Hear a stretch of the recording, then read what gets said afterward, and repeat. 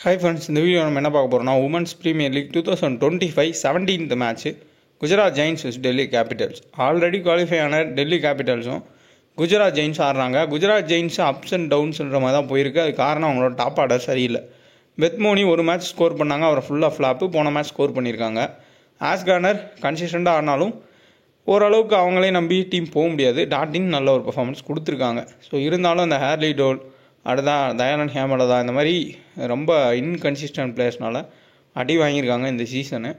So இப்போது இந்த match ஜெயிச்சாங்கன்னா அவங்களுக்கு கொஞ்சம் அட்வான்டேஜ் இருக்கும். டெல்லி கேபிட்டல்ஸ் அப்படியே ஜெயிச்சு ஃபைனல் போகணும் தான் பார்ப்பாங்க. ஸ்ட்ராங்கான ஒரு டீமு, தொடர்ச்சியாக ஃபைனல் வந்து தோற்று போன ஒரு டீம் தான் டெல்லி கேபிட்டல்ஸு. 7th March 7:30 PM வந்து ஸ்டார்ட் ஆகும் எக்னா கிரிக்கெட் ஸ்டேடியம் லக்னோவில். இதுக்கடுத்த மேட்ச்சு மும்பையில் வேறு கிரவுண்டில் நினைக்கிறேன், வான்கடை கிடையாது, பிரபோன்னு நினைக்கிறேன், அங்கே வந்து மேட்ச் நடக்கும். இந்த மேட்ச் வந்து ஈக்னா ஸ்டேடியமில் தான் நடக்குது. விக்கெட் ஆல்ரெடி ஒரு மேட்ச் நடந்திருக்கு, இன்னொரு மேட்ச் நடந்துகிட்ருக்கும். அதிலே உங்களுக்கு கெஸ் பண்ணிக்கலாம். ஸ்டார்டிங்கில் மீடியம் பேஸுக்கு நல்ல சப்போர்ட்டும், அதுக்கப்புறமா செகண்ட் இன்னிங்ஸில் ஸ்பின்னர்ஸுக்கு ஓரளவு ஹெல்ப் பண்ணுறது கிடச்சிருக்கு. அதை நோட் பண்ணிக்கோங்க. ஸோ முடிஞ்ச அளவுக்கு டிஃபரன்ஷியல் பிக்கு ஸ்டார்ட்ஸ் எல்லாமே எடுத்திருக்கேன். வீடியோ லைக் பண்ணிட்டு பாருங்கள். நான் ரெக்கார்ட் பண்ணி தான் உங்களுக்கு வீடியோ கொடுக்குறேன். நான் வந்து உள்ளே வந்து நான் உங்களுக்கு பேசலை. ஸோ அதனால் யூடியூப் ஏஐ படி ரெக்கார்ட் பண்ணி பேசுகிறப்போ நீங்கள் லைக் பண்ணால் மட்டும்தான் நம்மளோட யூசர்ஸ்க்கே கொண்டு போய் சேரும்.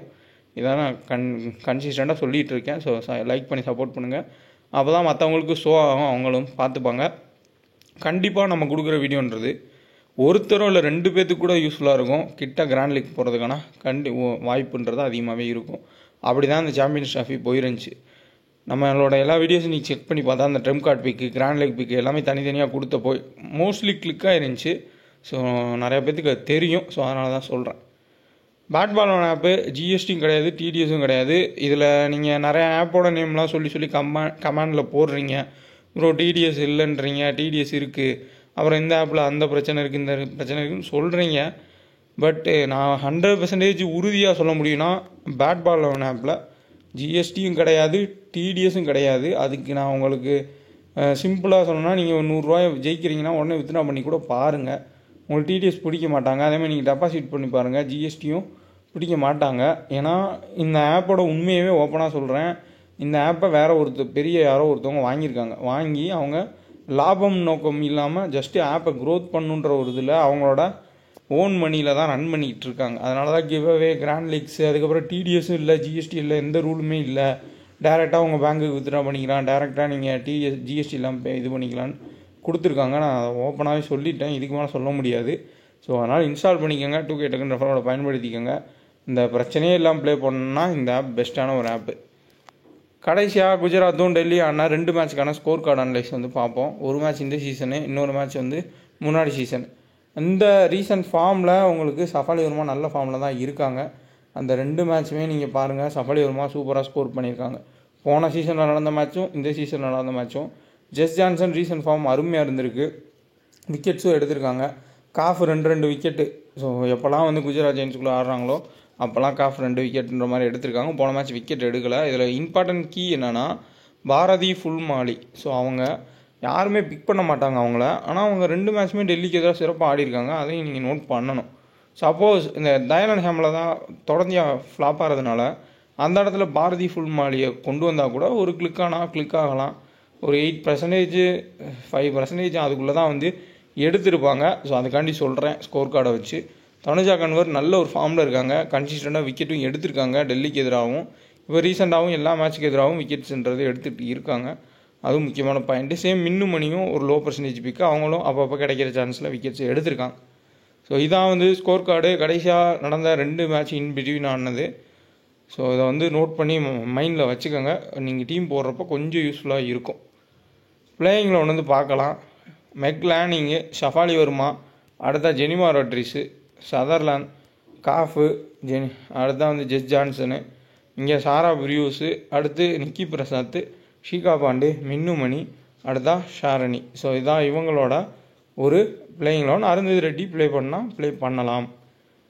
நெக்ஸ்ட்டு கௌதம், அதுக்கப்புறமா வந்து கனுதா தன்வர், அடுத்தா வந்து மேக்னா சிங்கு, பிரியா மிஸ்ரா, தயானந்த் ஹேமலதா, லித்ஃபீல்டு, ஆஸ்கார்னர், டாட்டின், பெத்மோனி, பாரதி ஃபுல் மாயில், அடுத்தா வந்து ஃபுல் மாலி, அடுத்தா வந்து உங்களுக்கு ஹேர்லி தியோல்.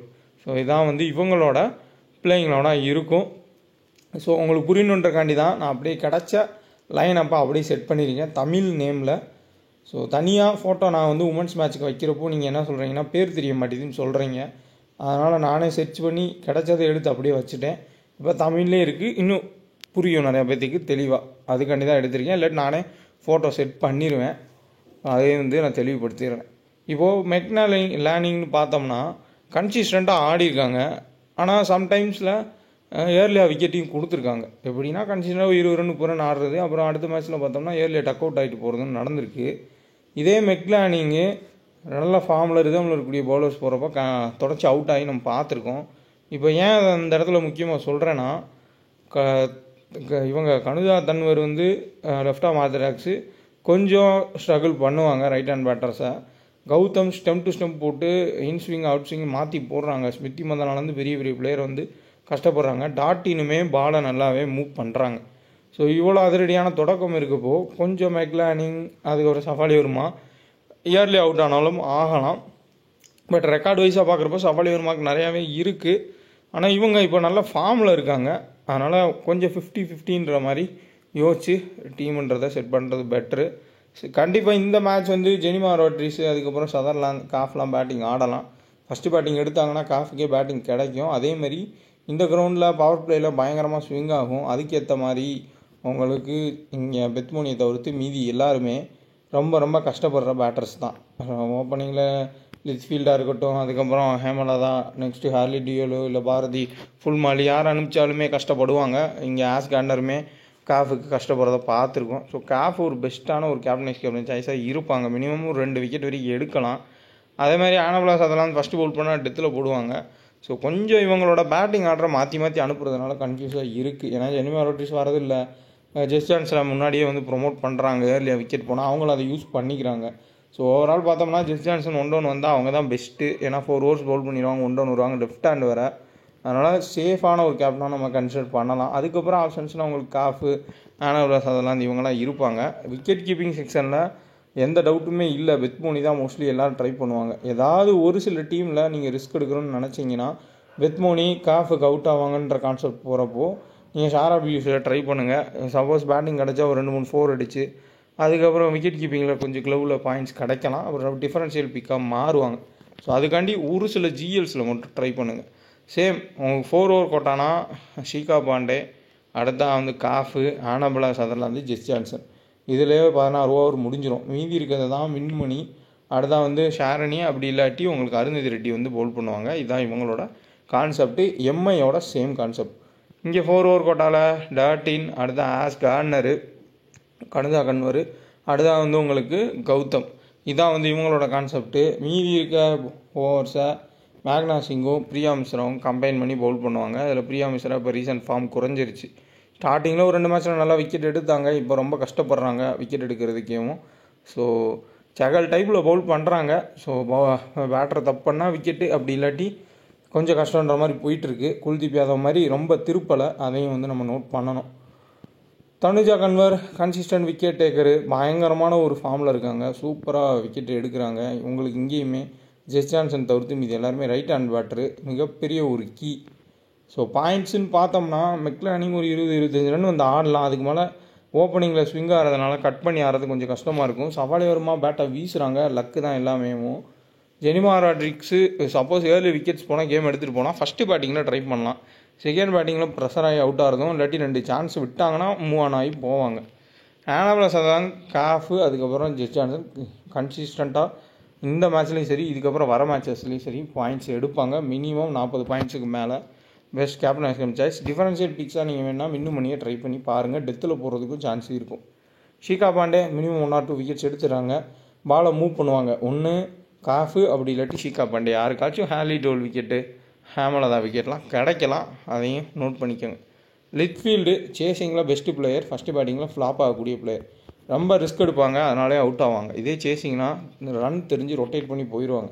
அப்போ நமக்கு ஒரு 50 ஃபேண்டசி பாயிண்ட்ஸ் வாங்கலாம். ஏன்னா கேட்சஸ் எங்கெல்லாம் வருதோ அவங்க லித்ஃபீல்டு தான் இருப்பாங்க. மேட்ச்சுக்கு 2 கேட்ச் கண்டிப்பாக வந்து பிடிக்கிறாங்க. அதனால் key player. As corner suppose first bowl பண்ணாங்கன்னா மிகப்பெரிய ஒரு கீ டெத்தில் போட வாய்ப்பு இருக்கும். மினிமம் ஒரு 2 விக்கெட் எடுப்பாங்க. பேட்டிங் வந்தால் ஒரு 25 ரன் வந்து ஆடிடுவாங்க. ஸோ இதில் தான் கேமே இருக்கும். இதே ஆஸ் கேனர் ஃபஸ்ட்டு பேட் பண்ணால் காஃபு சதர்லாந்துன்ற பிளேயர்ஸ் போடுறப்போ தடுமாறி அவுட் ஆயிடுவாங்க. அப்போ செகண்ட் பவுலிங்கும் அவங்களுக்கு பெரிய அளவில் எடுபடாது. ஸோ ஃபஸ்ட்டு பவுல் பண்ணால் Ash Gardner best captain choice. டாட்டினும் சேம் கேட்டகரி தான். இதில் கௌதமாக மிஸ் பண்ணால் பிக் பண்ணிக்கோங்க. இங்கே கன்வரையும் பிக் பண்ணிக்கோங்க. ஒன் சைடாக டெல்லின்னு யோசிச்சு போக வேண்டாம். ஏன்னா இவங்களும் ஃபார்மில் தான் இருக்காங்க, தரமான ஃபார்மில் இருக்காங்க. பெத்மோனி ஃபார்முக்கு திரும்பியிருக்காங்க. இந்த 5 பேர் தான் வந்து கேமேவும் மீதி எல்லாரையும் கட் பண்ணால் கூட. ஸோ லிட்ஃபீல்ட் சேசிங்கில் மட்டும் ஓரளவுக்கு ஆடுவாங்க. டிஃபரன்ஷியல் ஆப்ஷனாக நம்ம ட்ரை பண்ணால் லிட்ஃபீல்டை சேசிங்கில் ட்ரை பண்ணலாம். அதேமாதிரி இந்த சைடில் டிஃபரன்ஷியல் ஆப்ஷனாக நீங்கள் ட்ரை பண்ணால் மின்னுமணியை ட்ரை பண்ணலாம். நெக்ஸ்ட்டு நான் உங்களுக்கு ஷோ பண்ணுறேன். டெத் பவுலிங்லாம் ஜெஸ் ஜான்சன், காஃபு, ஆனபிளஸ் அதெல்லாம் யார் வேணால் பவுல் பண்ணலாம். இங்கே உங்களுக்கு ஆஸ் கேனர் பவுல் பண்ணுறதுக்கான சான்ஸ் அதிகம் டெத்தில். இல்லாட்டி காஷ்வி கௌதம் வந்து பவுல் பண்ணலாம். அதுக்கான ஆப்ஷனும் இருக்கும். இப்போ நம்ம ட்ரம் கார்டு பிக்ஸ் பார்ப்போம். லோ பர்சன்டேஜ் பிக்கு உறுதியாக இது கன்சிஸ்டண்ட்டாக ஒர்க் ஆகிட்டு தான் இருக்குது. கிராண்ட் லீக்கில் அப்ளை பண்ணி பாருங்கள். மின்னுமணி ரொம்ப லோ பர்சன்டேஜ் பிக்கு. ஆனால் விக்கெட் எடுப்பாங்க. ஃபஸ்ட்டு பவுல் பண்ணாங்கன்னா டெத்தில் கூட சான்ஸ்ன்றது கிடைக்கும். காஃபு அவங்களாம் முன்னாடி முடித்தாங்கன்னா கூட ஒரு லக்கில் மின்னுமணிக்கு ஒரு 2 விக்கெட் கிடைக்கலாம். அதேமாரி லிட்ஃபீல்டு சேசிங் வந்தால் பெஸ்ட்டான ஒரு பிளேயர். ஒரு 2 கேட்ச் பிடிச்சிட்டு ஒரு சேசிங் தெரிகிறப்போ 25 ரன் அடித்தா கூட 4-6 அடிக்கிறப்போ பாயிண்ட் கிடைக்கும். அடுத்த ஃபுல் மாலி லாஜிக் படியெலாம் எடுக்கலை. இவங்க எப்பயுமே டெல்லி கூட நல்லா ஆடிருக்காங்கன்ற ஒரு ஸ்கோர் கார்டு அனலைஸ் படி எடுத்திருக்கேன். வேணால் ட்ரை பண்ணி பாருங்கள். கேப்டன் சாய்ஸில் காஃபு ஃபஸ்ட்டு பவுல் பண்ணாலும் செகண்ட் பவுல் பண்ணாலும் இந்த மேட்ச்சுக்கு சிறப்பான ஒரு ஆப்ஷன்.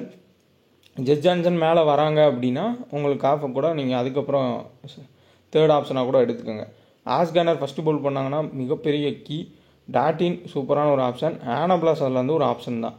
கிராண்ட் லீக் கேப்டன் கேப்டனில் நீங்கள் காஷ்வி கௌதம், அதுக்கப்புறமா கன்வர், நெக்ஸ்ட்டு பெத்மோனி, இவங்களுக்குள்ள கிராண்ட் லீக் ரொட்டேஷனில் கேப்டன்ஷிப் கொடுங்க. சீகா பாண்டே வேணால் எக்ஸ்ட்ரா ஒரு ஆப்ஷனாக எடுத்துக்கோங்க. ஸோ இதுதான் வந்து ஸ்மால் லீக் கிராண்ட் லீக்கான ஒரு decent captain vice captain choice. Wicket keeping option நான் சொன்ன மாதிரி ஹை ரிஸ்க் எடுக்கிறவங்க பெத்மோனிக்கு பதிலாக நீங்கள் ஷேர் அப்டியூஸை வேணால் ஏதாவது ஒரு சில டீம்ஸில் ட்ரை பண்ணிக்கோங்க. இப்போ நம்ம ஸ்டார்ட் பார்ப்போம். மெக்லானிங்கோட ஸ்டார்ட் 28. ஸோ ஒரு மேட்ச் ஃப்ளாப் ஆனால் ஒரு மேட்ச் அடிக்கிறாங்க. ஷஃபாலி வருமா 53. ஆப்போசிட்டில் பவுல் பண்ணுறவங்களுக்கு ஸ்விங்குன்றது நல்லாவே கிடைக்கும். ஸோ அதை நோட் பண்ணிக்கோங்க. பட் ஆனால் ஸ்டார்ட் வைஸும் நல்லா இருக்குது. சப்போஸ் நீங்கள் ஒன் சைட் டீம் செட் பண்ணுறீங்க, மறுபடியும் குஜராத் வந்து ஒரு 100 ரன்னுக்குள்ளே அவுட் ஆயிடுவாங்கன்ற மாதிரி டீம் போட்டிங்கன்னா காஃபை கேப்டனாக கொடுத்து மெக்லானிங் வைஸ் கேப்டனாக கூட கொடுங்க. காஃபே எல்லா விக்கெட்டையும் ஓப்பனிங் ஸ்பெல்லில் எடுப்பாங்க. சேசிங்கில் மெக்லானிங் வந்து இது பண்ணிடுவாங்கன்னு. அப்படின்னாலும் நீங்கள் இந்த சைடில் உங்களுக்கு கௌதம், அதுக்கப்புறம் தனுஜா கன்வர் இந்த மாதிரி பிளேயரை பிக் பண்ணிக்கிறது பெட்ரு. ஏன்னா அவங்களால ஒரு 20 ரன் வரையும் ஆட முடியும். 15 ஓவருக்கு மேலே வந்தால் பேட்டிங் கூட. ஸோ அதனால் அவங்க ஆல்ரவுண்டர் கேட்டகரியில் நீங்கள் கன்சிடர் பண்ணலாம். ஜெஸ் ஜான்சன் 38 ரன் ஆவரேஜ். கிடச்ச சான்ஸில் 76 ரன் ஸ்கோர் பண்ணியிருக்காங்க. 7 விக்கெட் எடுத்திருக்காங்க. ஜெனிமா ராட்ரிஸோட ஆவரேஜ் பார்த்தீங்கன்னா 5 மேட்ச்சில் வெறும் 17 ரன் தான் ஹெட்டில். ஆனபிளாஸ் அதெல்லாம் 2 மேட்ச்சில் 2 விக்கெட்டு. காஃப் 10 விக்கெட் எடுத்திருக்காங்க. பேட்டிங் வர வாய்ப்பு இருக்கும். அடுத்தா ஷீகா பாண்டே 5 மேட்ச்சில் 8 விக்கெட்டு. பெத்மோனியோட ஆவரேஜ் பாருங்கள். ஹெட்டில் வெறும் 7 ரன் தான். அவ்வளோ போராடி இருக்காங்க டெல்லிக்கு எதிராக. வென்யூவில் 96. தயாரன் ஹேமில் தான் ஹெட்வேரில் 4 மேட்ச்சில் வெறும் 3 ரன் தான் ஆவரேஜ். வென்யூவில் 2 ரன்னு. அடுத்தா வந்து ஹேர்லி டோல் 18 ரன் தான் அவங்களோட ஆவரேஜ் ஹெட்வேரில். வென்யூவில் 45. இதுலேயே தெரியுது எந்த அளவுக்கு டெல்லியோட பவுலிங் அட்டாக் டாமினேட் பண்ணி ஓப்பனிங் ஸ்பெல்லில் ஓப்பனிங் பேட்டர்ஸை உடச்சிருக்காங்கன்னு. அடுத்தா லிட்ஃபீல்டு 12 ரன் தான் அவங்களோட ஆவரேஜ் ஹெட்வேரில். வென்யூவில் 8. காஷ்வி கௌதம் 2 விக்கெட்டு. வென்யூவில் 3 விக்கெட்டு. கன்வர் 6. அதுக்கப்புறமா வென்யூவில் 3. ஆஸ் கேனர் டாட்டினோட ஸ்டார்ட்டில் எடுக்கலை. ஏன்னா அவங்கள எப்படியும் நம்ம பிக் பண்ணி தான் ஆகணும். அதனால் அவங்க ஸ்டார்ட்ஸை நான் வந்து கொடுக்கல. நீங்கள் பார்த்துருப்பீங்க டாப் ஆர்டர் எவ்வளோ மோசமாக வந்து பெர்ஃபார்ம் பண்ணியிருக்காங்கன்னு குஜராத்தில். சப்போஸ் ஃபஸ்ட்டு பேட் பண்ணாங்கன்னா மறுபடியும் டெல்லி ஈஸியாக ஜெயிக்கலாம். அதுக்கான சான்ஸ் ரொம்பவுமே அதிகம். எல்லாருமே ஸ்டார்டிங்லேயே ஃப்ளாப் ஆகிறதுக்கும் வாய்ப்புகள்ன்றது இருக்கும். இல்லை பிச் ரிப்போர்ட்டில் ஃபஸ்ட்டு பேட் பண்ணுற டீமுக்கு அதிகமான சப்போர்ட் கிடைக்கிது, செகண்ட் பேட் பண்ணுறப்ப தான் கஷ்டப்படுறாங்கன்னா அது கிளியராக தெரிஞ்சிச்சுன்னா அதுக்கேற்ற மாதிரி உங்கள் டீம்ன்றதை நீங்கள் மேக் பண்ணிக்கோங்க. வீடியோ பிடிச்சா லைக் பண்ணுங்கள். அதை டவுட்னா கமெண்ட் பண்ணுங்கள். கரெக்டான டெலிகிராமாக பார்த்து ஜாயின் பண்ணிக்கோங்க. ரொம்ப குயிக்காக சொல்லியிருக்கேன். ஏன்னா உமன்ஸ் மேட்ச்சுக்கு ஒரு 25 நிமிஷம் 30 நிமிஷம் சொல்கிறதுக்கு எதுவுமே கிடையாது. அதனால தான் ரொம்ப ஸ்பீடாக சொல்லியிருக்கேன். அதுக்கேற்ற மாதிரி டீமை பிக் பண்ணிக்கோங்க. 8 பிளேயர் வரையும் எடுத்துடலாம். மீதி 3 பிளேயர் லோ பர்சன்டேஜ் எடுத்து கேப்டன் வைஸ் கேப்டன் கரெக்டாக கொடுக்குறது தான் கேமேவும். நம்ம டெலகிராமில் ஜாயின் பண்ணணும்னு நினைக்கிறவங்க ஒரிஜினல் என்னன்னு செக் பண்ணி ஜாயின் பண்ணுங்கள். இதுதான் கரெக்டான அட்ரஸ். இதேமாதிரி நிறையா ஃபேக் சேனல்ஸ் நீங்கள் செட் பண்ணுறப்போ டெலகிராமில் வரும். அதேமாதிரி டெலகிராமில் இந்த சேனலில் ஜாயின் பண்ணுங்கள், அந்த சேனலில் ஜாயின் பண்ணுங்கிற மாதிரி கீழே ஒரு ஆட் மாதிரி வரும் நம்ம போஸ்ட் போட்டால். அதை வந்து யாரும் கிளிக் பண்ணாதீங்க. அது டெலகிராமாக கொடுக்குறது தான், நம்ம கொடுக்குறது இல்லை. உள்ளே வந்தாலே நான் ஃபுல் அண்ட் ஃபுல் கன்சிஸ்டண்ட்டாக வின்னிங்ஸ் கொடுத்துருப்பேன். அந்த மாதிரி லாஸ்ட்னு சொல்லியிருப்பேன். ஸோ இந்த ஆப்லாம் வந்து இன்ஸ்டால் பண்ணி வச்சுக்கோங்க. கண்டிப்பாக உங்களுக்கு யூஸ்ஃபுல்லாக இருக்கும். அது முக்கியமாக ஃபேர்லோனை இன்ஸ்டால் பண்ணிக்கோங்க. ஈஸியாக வின்னிங் கிடைக்கும். ஓரளவுக்கு சுமாரான டீம் நீங்கள் செட் பண்ணால் கூட நல்ல வின்னிங் கிடைக்கும். அதேமாரி குபேரா ஃபேண்டசி ஆப்பில் வின்னிங்ஸுமே நான் அப்டேட் பண்ணியிருப்பேன். ஜஸ்ட்டு ஒரே ஒரு பிளேயரை நீங்கள் செலக்ட் பண்ணி ப்ளே பண்ணாலே போதும். இந்த மாதிரி வின்னிங்ஸை நீங்கள் பார்க்கலாம். லிங்க்கும் இருக்கும். ஒரு பிளேயரை வச்சு ப்ளே பண்ணுறது தான் வந்து குபேரா ஃபேண்டசி. அதுக்கான லிங்க்குமே டெலகிராமில் இருக்கும். ஸோ கரெக்டான டெலகிராமை மட்டும் ஜாயின் பண்ணிக்கோங்க. ஒன்லி ஃப்ரீ டீம்ஸ் தான் நம்ம கொடுத்துட்டு இருக்கோம். மறுபடியும் அதை வந்து நான் தெளிவாக சொல்லிடுறேன். ஃபேக்கான சேனல்ஸில் எதுவும் நம்ம நேமில் இருக்கிறதுல ஜாயின் பண்ணிடாதீங்க. அதே மாதிரி யாராவது நம்ம நேமை யூஸ் பண்ணி அமௌண்ட்டு கேட்டால் கொடுக்காதீங்க. ஒன்லி நம்ம ஃப்ரீ டீம்ஸ்